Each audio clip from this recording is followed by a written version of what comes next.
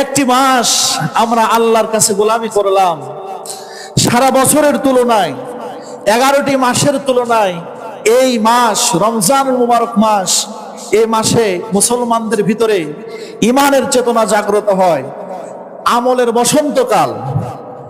এই আমলের বসন্তকালে আমরা দেখি যে মানুষটা সারা বছর নামাজে আসে না, অন্তত পক্ষে রোজার মাসে তার ঈমান আমলের পরিবর্তন হয়।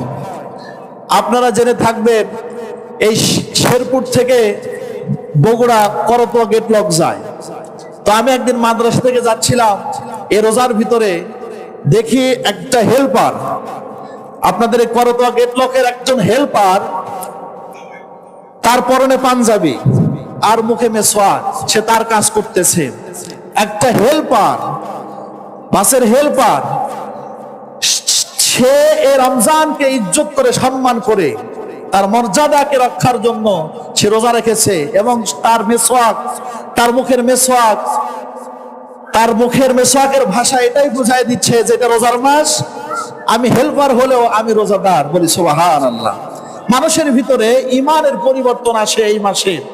আমরা একটি মাস আল্লাহর গোলামি করেছি, আজ এই ময়দানে এসেছি আল্লাহর কাছ থেকে আমরা এই একটি মাসের গোলামির মজুরি আমরা পাও না।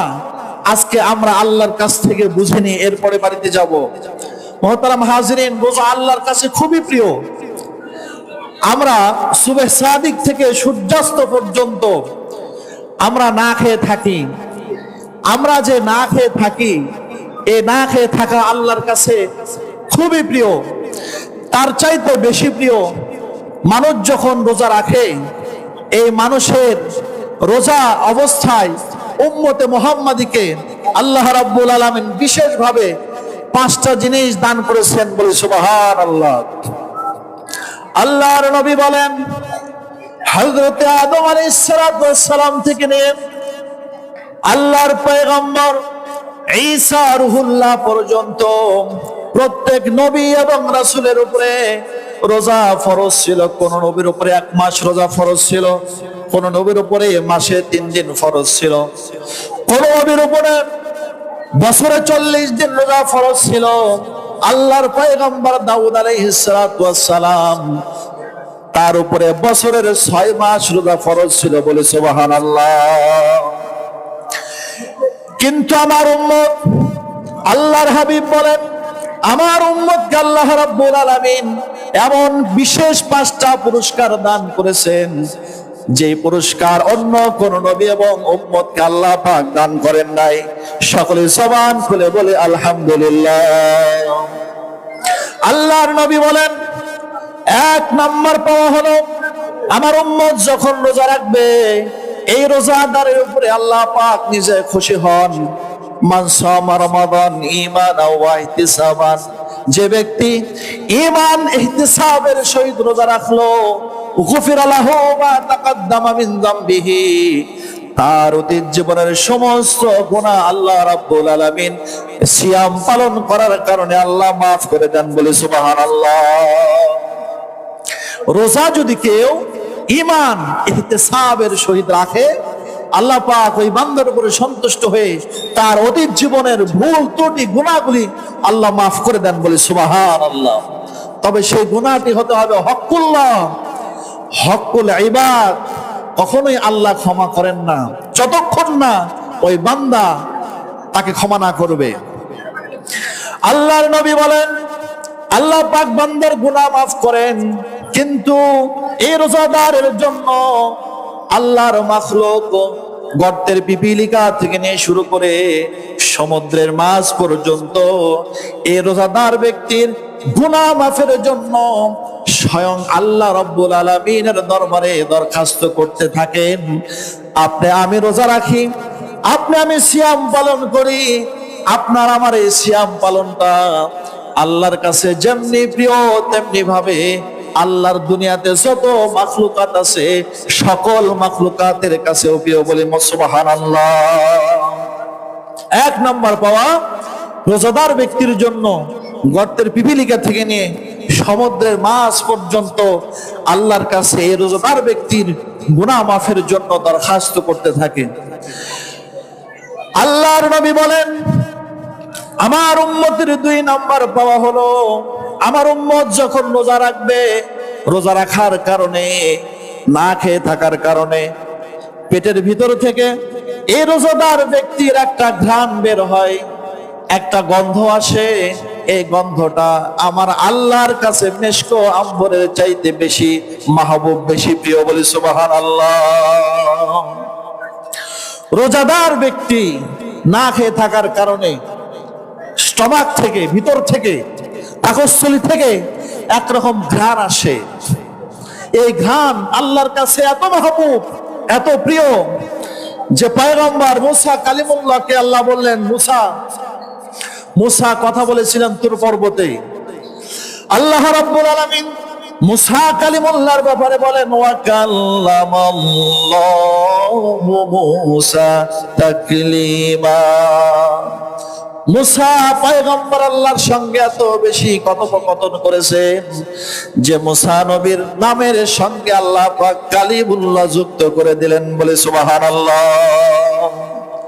মুসা নবী আল্লাহর সঙ্গে কথা বললেন, মুসা, তুমি 1টি মাস রোজা পালন করবে, এরপর আমি তোমাকে নবুয়তি দেব, তাওরাত কিতাব দান করব। পয়গম্বর মুসা আলাইহিস সালাম 1টি মাস রোজা রাখার পরে আল্লাহর সামনে যাবে, আল্লাহর থেকে নবুয়তি নিবে, কিতাব নিবে। তিনার মনের ভিতরে আনন্দ, উল্লাস, উদ্দীপনা। তিনি 1টি মাস রোজা রাখার পরে সুন্দর করে গোসল করলেন, পরিপাটি হলেন, এরপরে ব্রাশ করলেন, মিসওয়াক করলেন, মুখটা পরিষ্কার করলেন, আল্লাহর দরবারে চলে গেলেন। আল্লাহ রাব্বুল আলামিন পয়গম্বর মুসা নবীকে ডাক দিয়ে বললেন, মুসা, তুমি 1টি মাস রোজা পালনের হুকুম আদিষ্ট হয়েছিলে। মুসা নবী বললেন, আল্লাহ, আমি 1টি মাস রোজা রেখেছি। আবার আল্লাহ ডাক দিয়ে বললেন, মুসা, তুমি 1টি মাস রোজা রেখেছো, কিন্তু তোমার মুখের মধ্যে রোজার কোনো চিহ্ন, রোজার কোনো আলামত আমি আল্লাহ পাই নাই। কারণ যে ব্যক্তি রোজা রাখবে, ওই ব্যক্তির মুখ থেকে একরকম ঘ্রাণ বের হবে, যে ঘ্রাণ আমি আল্লাহর কাছে মেশকো আম্বরের চাইতে বেশি মাহবুব, বেশি প্রিয়। বলে সুবহানাল্লাহ। তোমার মুখে তো সেই ঘ্রাণ নাই। মুসা কালিমুল্লাহ চলে আসলেন, আরো 10 দিন রোজা রাখলেন। এই সর্বমোট 40 দিন রোজা রেখে, রোজা অবস্থায় মুখের ঘ্রাণ নিয়ে তুর পর্বতে চলে গেলেন। আল্লাহ বললেন, মুসা, এইবার তুমি রোজা রেখেছো, এই প্রমাণ হলো।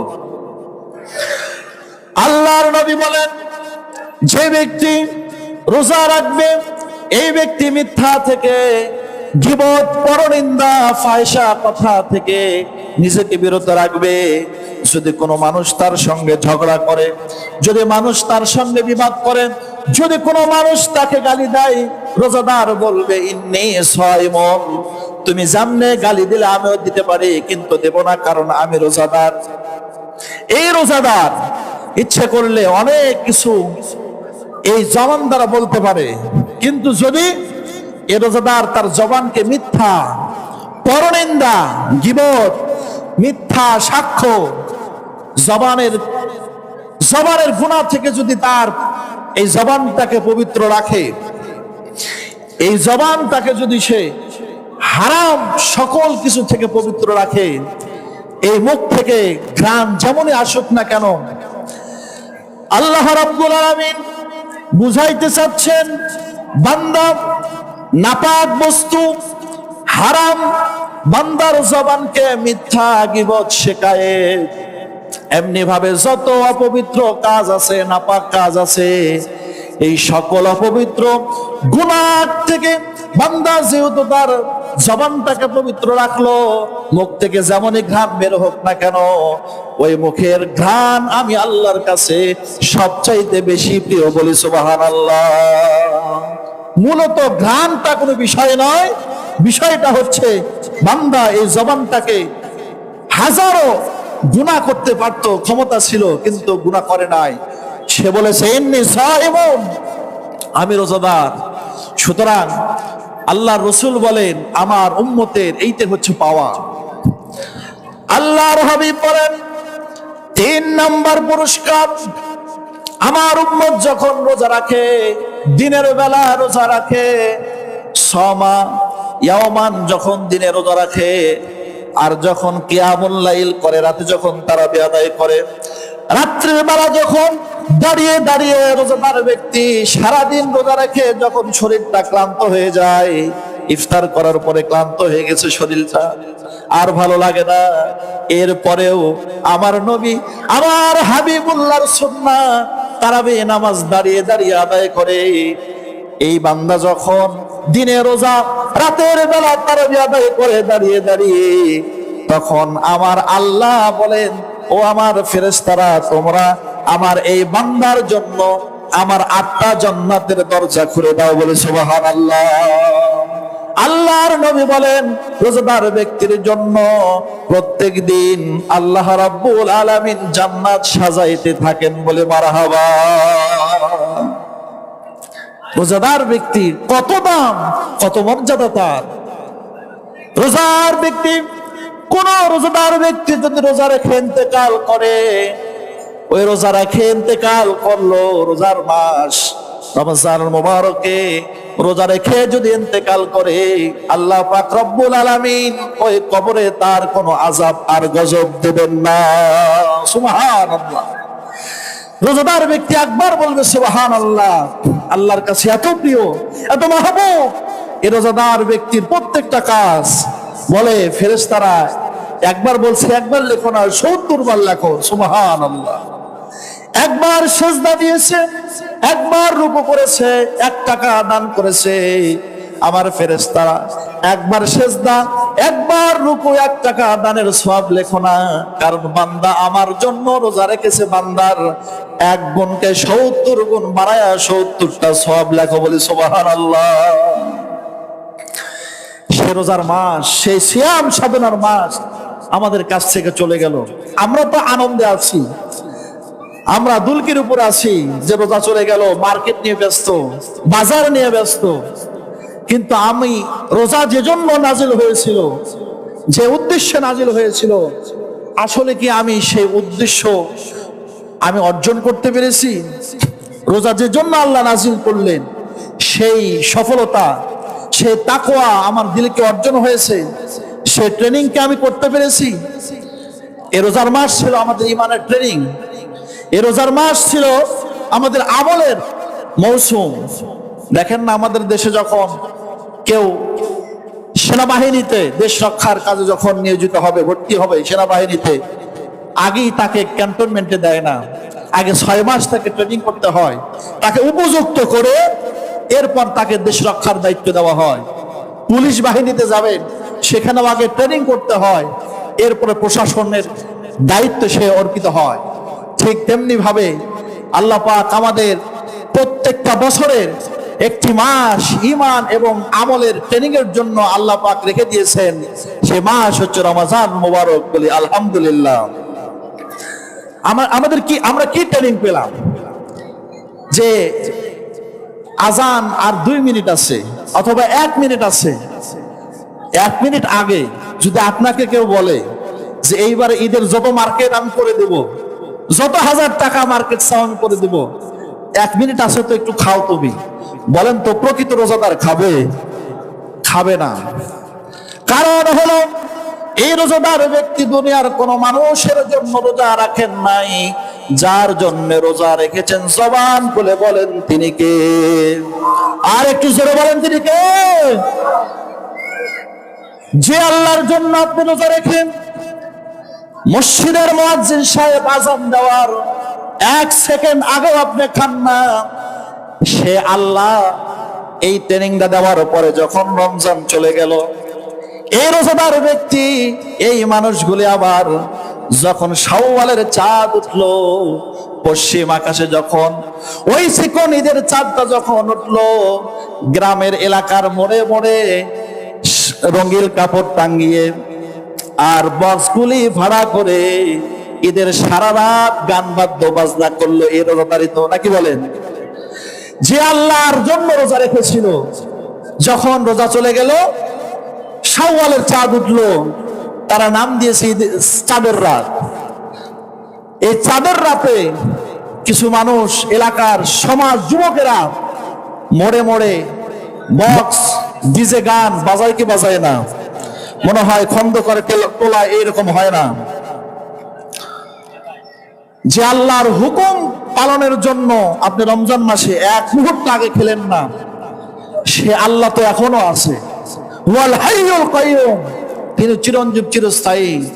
তাহলে এই যে ঈদের রাত্রে চাঁদ ওঠার সঙ্গে সঙ্গে বেহায়াপনা, শয়তানি, বদমাইশি, নামাজি পরহেজগার লোকদেরকে কষ্ট দিচ্ছেন আপনি। রোজা রাখলেন সারা মাস, আর চাঁদ ওঠার সঙ্গে সঙ্গে শয়তানের গোলাম হয়ে গেলেন। সুতরাং যে ট্রেনিং দিয়ে আমরা রোজা রেখেছি, ওই ট্রেনিং দিয়ে বাকি জিন্দেগি যাপন করতে হবে। এই জন্য রোজা এসেছিল। প্রিয় উপস্থিতি, রোজা নাজিল হয়েছিল লাআল্লাকুম তাত্তাকুন। রাসূল বলেন আত্তাকওয়া হাহুনা, আত্তাকওয়া হাহুনা। রাসূল নিজের দিকে ইশারা করে বলেছেন তাকওয়ার জায়গা হচ্ছে এইটা, কল্ব, এই অন্তরে তাকওয়া অর্জন করতে হবে। আর একজন তাকওয়াবান আল্লাহর কাছে কত দামি! আল্লাহ রাব্বুল আলামিন বলেন ইন্না আকরামাকুম ইনদাল্লাহি আতকাকুম। আল্লাহ পাক রব্বুল আলামিন বলেন আমার বান্দাদের মধ্যে আমি আল্লাহর কাছে সবচাইতে দামি, সবচাইতে মর্যাদাবান। সমাজে যার টাকা আছে সে না, সমাজে যার মর্যাদা আছে সে না। একজন ভ্যান চালক, একজন অটো চালক, একজন দিন মজুর, তার দিলের মধ্যে যদি আমি আল্লাহর ভয় থাকে, তাকওয়া থাকে, আল্লাহ পাক বলেন ওই ভ্যান চালক, ওই অটো চালক, ওই দিন মজুর, ওই ড্রাইভার, ওই ব্যবসায়ী আমি আল্লাহর কাছে সবচাইতে প্রিয়। যেই বান্দার দিলের মধ্যে আমি আল্লাহর ভয় সবচাইতে বেশি। বলে সুবহানাল্লাহ। ইন্না আকরামাকুম ইনদাল্লাহি আতকাকুম। আল্লাহ পাক পোশাক দেখে, ধনসম্পদ দেখে, পদবি দেখে মর্যাদা নির্ধারণ করেন না। আল্লাহ মর্যাদা নির্ধারণ করেন কার দিলের ভিতরে কতটুকু তাকওয়া, আল্লাহর ভয়, আল্লাহর ভীতি কার দিলের মধ্যে কতটুকু আছে। আমরা রোজার ভিতরে আল্লাহর ভীতি অর্জন করেছি। আল্লাহর ভীতির জন্য আল্লাহ পাক রোজা নাজিল করেছিলেন। সুতরাং আল্লাহ পাক রোজা এজন্য নাজিল করেছিলেন, বান্দা তাকওয়া অর্জন করো। তাকওয়ার দাম এত বেশি, কোরআন তাদেরকে হেদায়েত দিবে যারা তাকওয়াবান। তাকওয়াবানদের জন্য কোরআন হেদায়েত। তবে দুঃখের বিষয় হলো বছরে একটি দিন, এই ঈদ উল ফিতরের দিনেও যদি ডেকে আনতে হয়, এর চাইতে কপাল পড়া আর হতভাগ্যের জাতি কিছুই হতে পারে না, যে ঈদের দিনে ঈদগাহ থেকে ডেকে ডেকে ঈদগাহের ময়দানে আনতে হয়। ঠিক কিনা বলেন? এজন্যই সারা বিশ্বে আজ নির্যাতিত নিষ্পেষিত মুসলমান। ট্রাম্প পৃথিবীর সবচাইতে নিকৃষ্ট জানোয়ার, শয়তান, ফেরাউন ট্রাম্প, আর নেতানিয়াহু এই নমরুদ আর ফেরাউন মুসলমানের উপরে এমনি আর চড়ে বসে নাই। দেখতেছে মুসলমানেরা আজ অনেক দুর্বল, কারণ এদের ঈমানের কোনো জোর নাই। রমজান আসলো তাকওয়ার জন্য, রমজান চলে গেল, সেই তাকওয়া দিয়ে বাকি জিন্দেগি যাপন করতে হবে। রমজানে যেমনি ভাবে রোজা রেখে নামাজ আদায় করেছি 5 ওয়াক্ত, আল্লাহর বিধানের বাহিরে যাই নাই, আল্লাহর হুকুম হয় নাই, খাই নাই, হালাল জিনিস থেকে বিরত থেকেছি, এই বাকি জীবনটাও সেই আল্লাহর বিধান অনুযায়ী সেই রকম তাকওয়া, সেই ঈমান, সেই ভয় নিয়ে, সেই বিশ্বাস নিয়ে বাকি জিন্দেগি যাপন করব। এই শপথ, এই ওয়াদা, এই প্রজ্ঞা নেওয়ার জন্য এই ময়দানে আজকে আমাদের উপস্থিতি। আমরা ঈদ আসলে রোজার তাকওয়াও ভুলে যাই, এই সারা মাস যা অর্জন হলো আমরা সব ভুলে যাই। মনে হয় আমরা কোনোদিন মুসলমানই ছিলাম না। হযরত ওমর রাদিয়াল্লাহু তাআলা আনহু ঈদের দিন ঈদের নামাজটা আদায় করে তিনি বাড়িতে গিয়ে তিনি ঘরের দরজাটা বন্ধ করে ঈদ উল ফিতরের দিন হাউমাউ করে কাটতেছে। তিনি হচ্ছেন এই পৃথিবীর প্রায় অর্ধেকটা পৃথিবীর বাদশাহ। একবার সুবহানাল্লাহ বলবেন না? আজকে তো আর আপনারা রোজা নাই নাকি? আজকে রোজা আছেন? বছরে 5টা দিন রোজা রাখা হারাম, তার ভিতরে 2 ঈদের দিন, কুরবানি ঈদের পরের 3 দিন।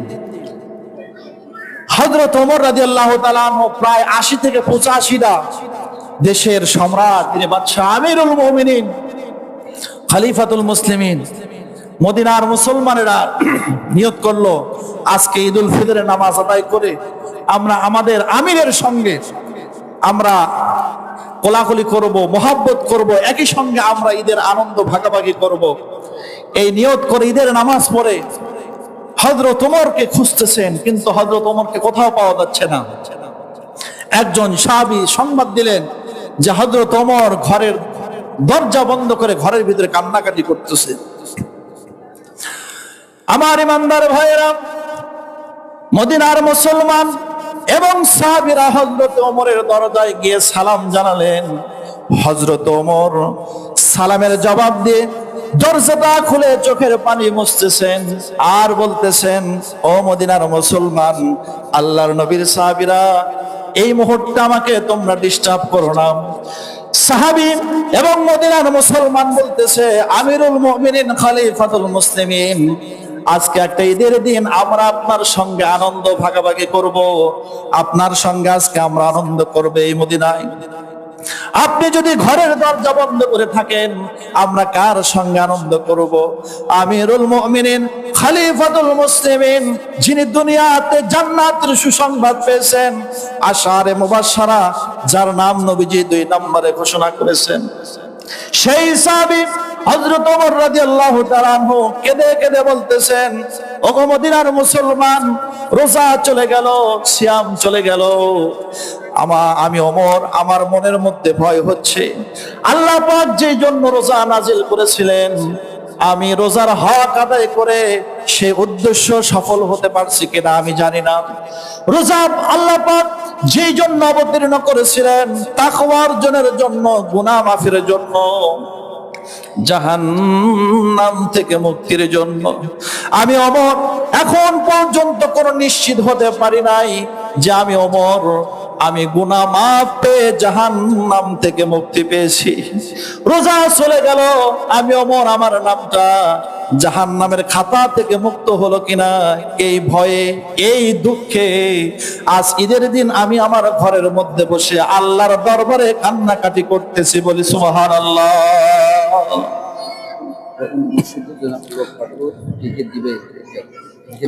সুতরাং এই রোজা যে জন্য নাজিল হলো, বাকি 11টি মাস, শুধু 11টি মাস নয়, সারা জীবন এই রোজার শিক্ষা নিয়ে এই ময়দান থেকে সে ওয়াদাবদ্ধ হয়ে, আল্লাহ পাক, আল্লাহর কাছে ওয়াদাবদ্ধ হয়ে আমরা এখান থেকে বাড়ি যাব বলে ইনশাআল্লাহ।